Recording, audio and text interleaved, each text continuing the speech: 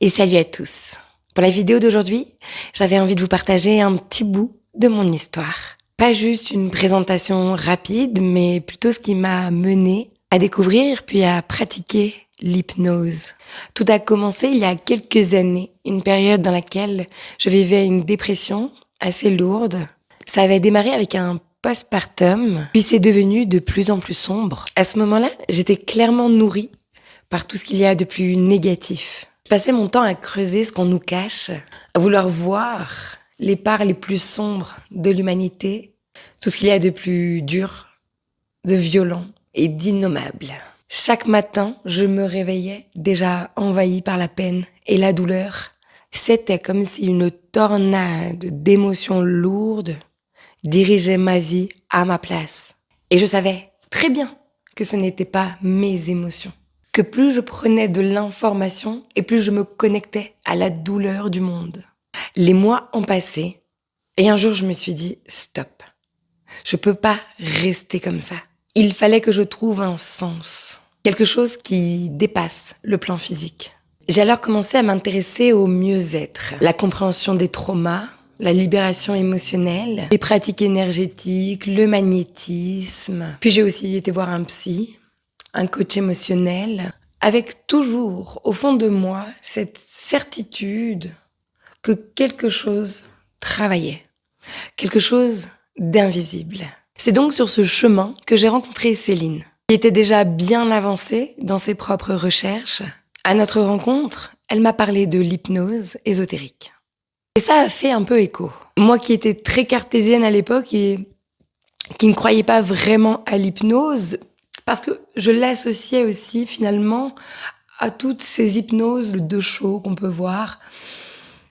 Et donc, je faisais une association qui ne me correspondait pas. Mais finalement, cette curiosité m'amène à aller pousser cette porte. Et puis je me suis dit, qu'est-ce que j'ai à perdre ? J'avais déjà touché le fond. Et j'ai donc pris à l'époque un rendez-vous pour faire ma session. Et franchement, je me souviens encore très bien de ce jour. Parce que pour moi, il est comme ma deuxième naissance. Au-delà de l'histoire qu'on me racontait pendant cette séance, que d'ailleurs je comprenais à peine sur le moment, je ressentais quand même quelque chose de très profond. Ce que je n'avais jamais verbalisé aux autres et qui pour moi est mon essence profonde, venait juste de ressortir à travers les mots de la télépathe. Il m'a fallu quelques jours pour me remettre un petit peu de mes émotions. Et puis, les premiers effets se sont fait ressentir. En douceur, quelques jours plus tard. Comme si le chemin pour le changement venait tout doucement s'installer durant les premiers jours. Puis, au fil des semaines, les vrais changements ont commencé. Moi qui me faisais toujours passer après les autres, qui m'écrasais, qui doutais de tout, je me suis surprise à m'affirmer, à dire ce que je pensais réellement. Et surtout, à reconnaître mes émotions comme légitimes. J'avais envie d'être ma priorité, de prendre soin de mon corps et de mon être, de me débarrasser de tout ce qui était toxique dans ma vie. Et à ce moment-là, je me suis posé une vraie question. Est-ce que je vais continuer à être celle que les autres attendent de moi, à vivre selon des obligations que je crois incontournables ? Et la réponse était un non très clair. J'ai décidé que la famille serait celle que je décide et construis. Et pas seulement ce qu'on m'a imposé. J'ai décidé que mes croyances étaient celles qui faisaient vibrer tout mon être, pas celles qu'on m'a imposées au catéchisme. Et j'ai décidé qu'il était temps d'être pleinement heureuse. Et non pas ce faux semblant qui crée chez tous les êtres humains un masque de paraître. Et vous savez, chaque fois que je prends une décision, quand elle vient du cœur et qu'elle transpire de volonté, alors ma réalité change. Les gens sont en mouvement. Certains disparaissent et d'autres arrivent, comme un écho plus juste à ce que je souhaite manifester. Alors oui, une transformation, ça demande du courage. Il faut se défaire de gens qu'on aime ou qu'on a aimés, se défaire de situations, de lieux, de travail, de croyances religieuses, de personnes, peu importe. Mais il faut souvent déconstruire pour reconstruire. Alors oui, ça prend du temps. un jour après l'autre, en continuant à me défaire de mes programmations ancrées, de mes croyances obsolètes, je me suis vue reprendre goût à la vie. J'ai retrouvé une direction, un sens. Faire chaque jour ce qui me faisait vibrer, comprendre l'invisible, pratiquer l'hypnose. Les mois ont passé et je m'adonnais pleinement à l'entraînement et aux leçons de cette méthode, ouvrant un champ de compréhension que je n'aurais jamais imaginé avant. Et pendant tout ce processus d'apprentissage, c'est moi qui changeais. Comme si, jour après jour, je manquerais de plus en plus dans mon authenticité. Jusqu'à, pour la première fois de ma vie, aimer la personne que je voyais dans le miroir. Alors oui, je le dis tout le temps, l'hypnose, ce n'est pas de la magie.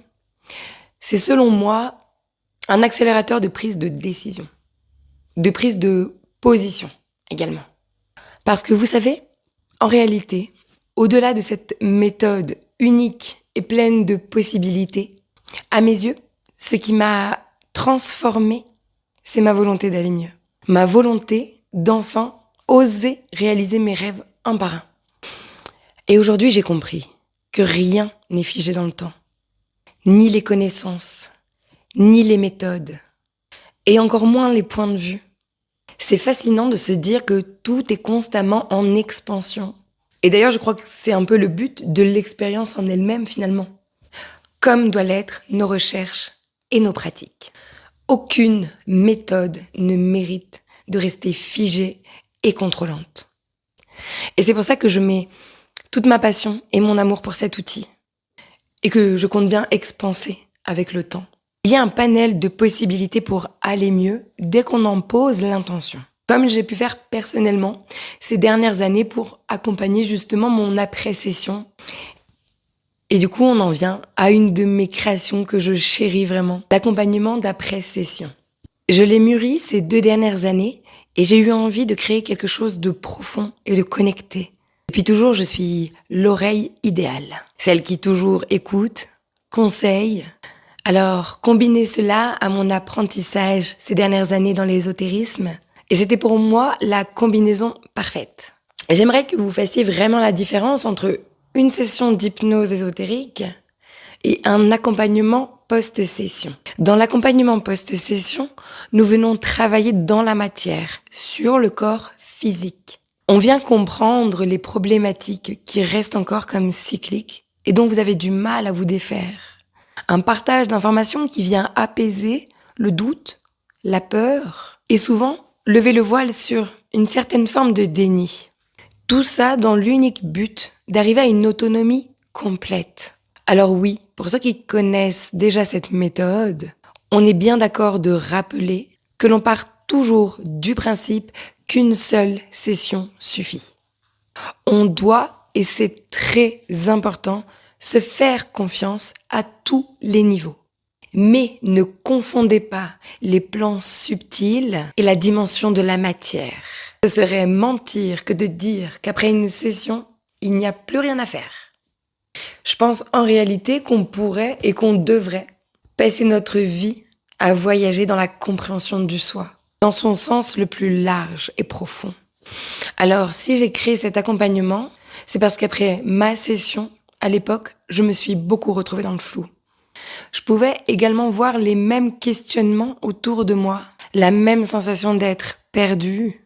Et j'avais envie que d'autres puissent trouver un chemin d'accompagnement après leur session. Et sans jugement, dans l'écoute et la bienveillance, en utilisant ma médiumnité pour accompagner au mieux, avec l'espoir d'offrir un champ de compréhension qui permettra d'avancer dans la vie avec un peu plus de douceur et de justesse, avec toujours comme but l'autonomie totale de chacun. Alors, pour finir cette vidéo, j'ai envie de vous rappeler qu'il n'y a rien de plus puissant que notre propre pouvoir personnel.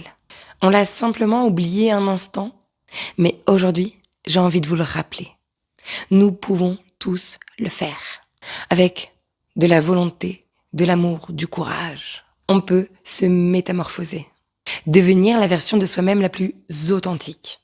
Je ne suis ni meilleure, ni plus forte. J'ai simplement décidé un jour de dire stop à mes souffrances et d'aller mieux. Il y a des questionnements qui sont essentiels à notre vie. Faites pause un instant, respirez un bon coup et demandez-vous qu'est-ce que vous voulez pour votre demain. Rien n'est impossible, tout reste à créer. Je vous dis merci à tous de m'avoir écouté jusqu'au bout. N'hésitez pas à m'écrire en commentaire les thèmes que vous aimeriez que j'aborde dans de prochaines vidéos autour de l'ésotérisme et de l'hypnose. Et si vous avez adoré mon suite, n'est-il pas magnifique? Encore une très belle création. Vous pouvez le retrouver en ligne sur mon site internet créateurdemiracle.com en allant dans la boutique où vous y retrouverez tous nos goodies. Et en attendant la prochaine vidéo, je vous embrasse très fort. Je vous souhaite de belles créations et à bientôt.